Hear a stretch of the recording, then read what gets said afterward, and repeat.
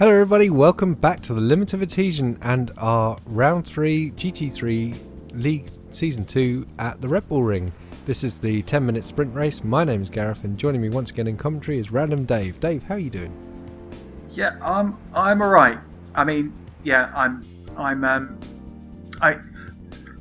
it's a Friday night. It's about sort of midnight. I've had a bottle of wine, but I'm alright. I'll get through this. Excellent stuff. So, we've just seen the feature race results there. Andrews Fuelgrave winning the race from Adam Highfield and David Lyne in third, and he is on top of the championship standings. In fact, those three are in the same order in the championship standings. Oliver Walker in fourth, Merrin Hugavin in fifth, and William Bibby in sixth. So Will Burnett down in seventh, and Winslade eighth, ninth, Kelly and Miller in 10th. Gavin Kelly not at the Red Bull Ring for this race. He was on holiday and missing this, sadly. So that's why he is not changing his score. So the Rumblebees on top in the championship standings ahead of Blackpink and the A team. Cannon Fodder in fourth, but quite a way off those leading three teams. And we wait to see what Little and Large and LB Racing can do now they're back and racing. I think the A team are definitely gaining on the rest of the teams there. Yeah. It's only a matter of time, really. Absolutely. Only a matter of time. Only a matter of time. So the car's popping into existence on the grid then, and we wait to see how that grid looks. And Stephen McCann lining up on pole position then. And you can see the two backpack cars of Keith Schooling and Ledge are on the front row. Or the second row, sorry, just behind them. So Michael Paul should be the other car on the front row then, and he is not there, so he'll be missing the start of the race, it looks like. Here they go then. So McCann in his new Tesco Value livery, courtesy of Winslade. Quite a smart looking car, that. And look at that then, there's Keith Schooling alongside him then. The two Worthing HO Slot Club racers as they head down to the start. Coming around the final couple of corners then. There's the pace car going into the pit lane, and McCann is going to lead them away. Let's hope for no silly business. They're underway then, and he's taken them away well. Is Schooling going to attack him though as they head down to T1? He is. They're alongside as they head to turn one. Schooling's in the lead. Here comes Jake Weaver down the inside then, and I can hear a big crash. A couple of cars off the road. Looks Schooling's been absolutely swallowed, and who's that charging into the lead? It's Chris White flashing away in delight. Chris White is leading from Turmalarin. He's up into second place, and Weaver's in third. Here they come into T3 then. Oh, Malarin nearly went up the back of Chris White. Well held to stop himself steaming in there. What position did Chris White start in? I'm not sure, but he's I think he's jumped quite a few cars actually to get into this place, so he's done incredibly well. He was battling the Ledge in the last race for around the 13th, 14th place, I think. Here's Sam Stott with Winslade right up his arse. He does not want that because, but they've survived. Oh no! Look at that, Stephen McCann miles off the road then at the exit of turn 4. White and Malarin fighting hard then, and Malarin in the McLaren, and is he through? No, not quite. White's held him off as they head down to turn 9, but Malarin's looking to the inside. Not normally an overtaking spot, this one. Wow. So how are the so all the people from that's the Ledge going round. Sorry, go on. One lasted one lap. Yeah. Nearly one lap. Nearly. So the people that kind of finished high up in the last race, like how are they doing now? The last race. So yeah, we can see Miller up to 8th place. That's looking good for him. And Bibby up to 11th. Where's Fuelgrave 16th, Highfield 17th, Lyne and 10th. Lyne's looking good in 10th then. So look at them crashing into each other as they come through there. There's Larson in his BMW, the orange and black Jägermeister car. People pummeling into him. So Sam Stott is now ahead of Larson as they head down to turn 4. Weaver is alongside WINSLADE in the Ford. There they are. Oh, Larson's just turned in on Stott and buried him into the barriers. Oh, Sam, you don't want to be reversing. Ow! Oh, that's an unsafe rejoin if ever I saw one. Just got clipped by Cakebread coming through. No harm from Cakebread. I'm not liking this flashing of the headlights by the drivers. I mean, A, it's against the sporting code, and B, it's just a bit tacky. They need to knock Personally, that I don't even know where I can map the buttons for that. Well, I know, but I mean, you're a bit of a special case. But generally, I just think it's it's just a bit rude. I think we might start penalising if we catch it more often.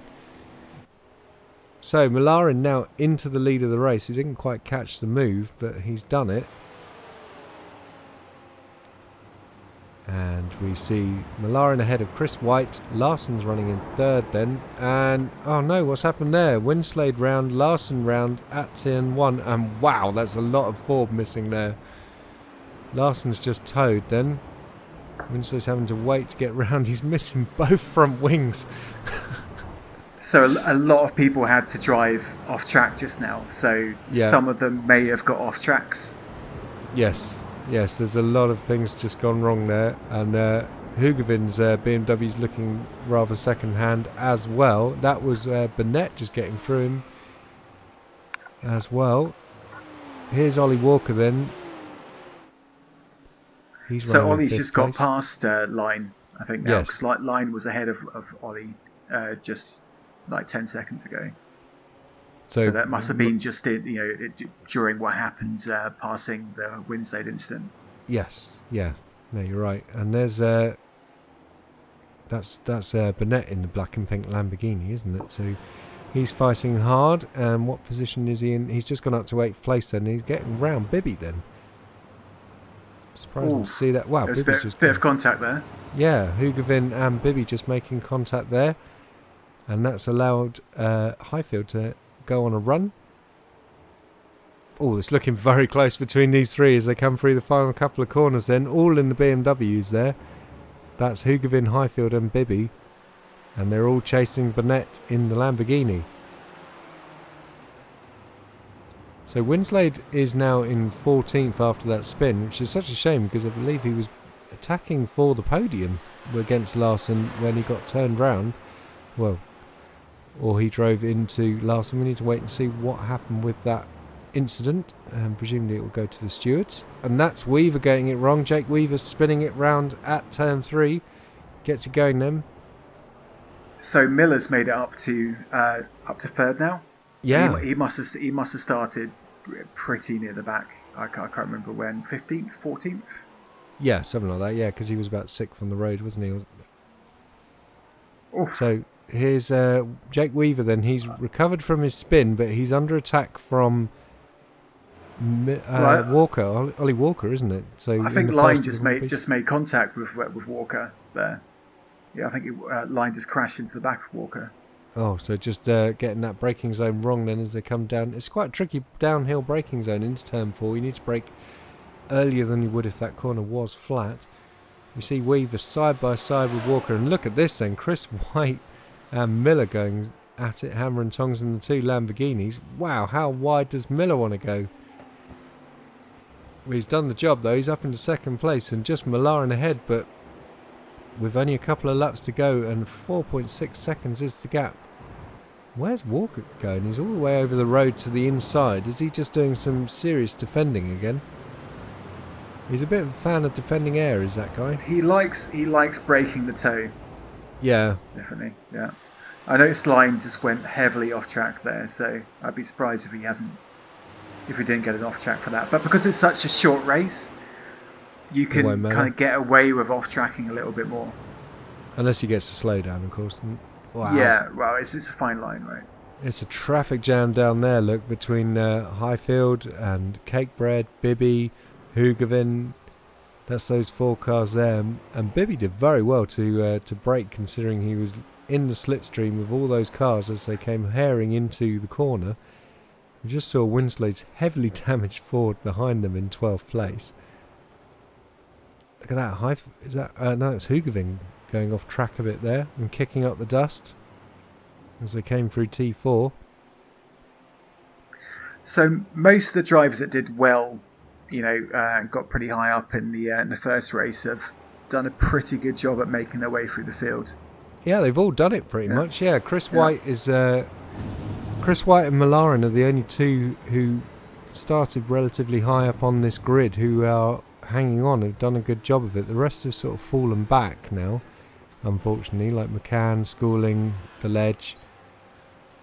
So, it's a shame to see, but I think these guys are starting to get better and better, and obviously this track is really good for overtaking. It'll be interesting to see what happens when we go to Donington next time out.